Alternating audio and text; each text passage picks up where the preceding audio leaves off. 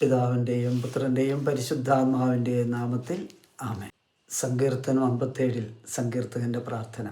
അത്യുന്നതനായ ദൈവത്തെ ഞാൻ വിളിച്ചപേക്ഷിക്കുന്നു. എനിക്ക് വേണ്ടി എല്ലാം ചെയ്തു തരുന്ന ദൈവത്തെ തന്നെ. ഈശോയിൽ പ്രിയരെ, മനുഷ്യന് വേണ്ട എല്ലാ അടിസ്ഥാന നന്മകളും ആവശ്യങ്ങളും സൗജന്യമായി നമുക്ക് നൽകുന്ന ദൈവം.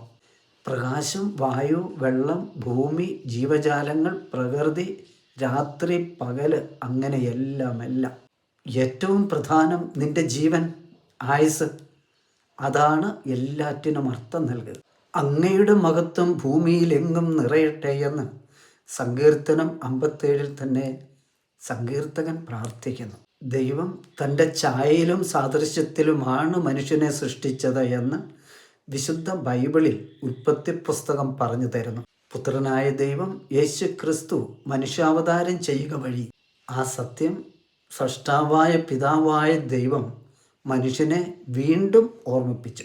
നിന്റെ ഭാരം കർത്താവിനെ ഏൽപ്പിക്കുക, അവിടുന്ന് നിന്നെ താങ്ങിക്കൊള്ളുമെന്നും എൻ്റെ കണ്ണീർ കണങ്ങൾ അവിടുന്ന് കുപ്പിയിൽ ശേഖരിച്ചിട്ടുണ്ട് എന്ന് സങ്കീർത്തനങ്ങൾ 55-ലും 56-ലും നാം വായിക്കുന്നു. ദൈവജനമേ, ജീവിതം പാഴായി പോകാതിരിക്കാൻ, വ്യർത്ഥമായി പോകാതിരിക്കാൻ യേശു ക്രിസ്തുവിനെ അറിയുക, സ്വന്തമാക്കുക. യേശുവേ രക്ഷക, അങ്ങയെ കണ്ടിട്ട് എന്നെ പോലെയുണ്ട്, അതുകൊണ്ട് ഞാൻ അങ്ങയെ സ്നേഹിക്കുന്നു, അങ്ങയുടെ ഛായയുള്ള മനുഷ്യനെ സ്നേഹിക്കുന്നു എന്നേറ്റു പറയുമ്പോൾ നാം നമ്മിലെ ദൈവിക ഛായയും സാദൃശ്യവും പ്രകടമാക്കുകയാണ്. ആ സത്യം നിരാകരിക്കുന്നവർ അന്തിക്രിസ്തുവിൻ്റെ ആത്മാവിനാൽ നയിക്കപ്പെടുന്നവരാണ്. വിശുദ്ധ യോഹന്നാൻ്റെ 1-ാം ലേഖനം 4-ാം അധ്യായത്തിൽ നാം കാണുന്നു, പ്രിയപ്പെട്ടവരെ, എല്ലാ ആത്മാക്കളെയും നിങ്ങൾ വിശ്വസിക്കരുത്. ആത്മാക്കളെ പരിശോധിച്ച് അവ ദൈവത്തിൽ നിന്നാണോ എന്ന് വിവേചിക്കുവിൻ. പല വ്യാജ പ്രവാചകന്മാരും ലോകത്തിലെങ്ങും പ്രത്യക്ഷപ്പെട്ടിരിക്കുന്നു. ദൈവത്തിൻ്റെ ആത്മാവിനെ നിങ്ങൾക്ക് ഇങ്ങനെ തിരിച്ചറിയാം. യേശു ക്രിസ്തു ശരീരം സ്വീകരിച്ചു എന്ന് ഏറ്റുപറയുന്ന ആത്മാവ് ദൈവത്തിൽ നിന്നാണ്. യേശുവിനെ ഏറ്റുപറയാത്ത ആത്മാവ് ദൈവത്തിൽ നിന്നല്ല, വരാനിരിക്കുന്നു എന്ന് നിങ്ങൾ കേട്ടിട്ടുള്ള അന്തിക്രിസ്തുവിൻ്റെ ആത്മാവാണ് അത്. ഇപ്പോൾ തന്നെ അത് ലോകത്തിലുണ്ട്. ദൈവമക്കളെ, ഈ പ്രത്യേക കാലഘട്ടത്തിലൂടെ കടന്നു പോകുന്ന നാം ആദിമ ക്രൈസ്തവർ ആ പ്രാർത്ഥന നമ്മെ ശക്തിപ്പെടുത്തട്ടെ.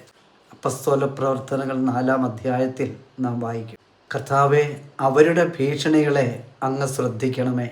അവിടുത്തെ പരിശുദ്ധദാസനായ യേശുവിൻ്റെ നാമത്തിൽ രോഗശാന്തിയും അടയാളങ്ങളും അത്ഭുതങ്ങളും സംഭവിക്കുവാനായി അങ്ങയുടെ കൈകൾ നീട്ടണമേ. അവിടുത്തെ വചനം പൂർണ്ണ ധൈര്യത്തോടെ പ്രസംഗിക്കുവാൻ ഈ ദാസരെ അനുഗ്രഹിക്കണമേ. പ്രാർത്ഥന കഴിഞ്ഞപ്പോൾ അവർ സമ്മേളിച്ചിരുന്ന സ്ഥലം കുലുങ്ങി.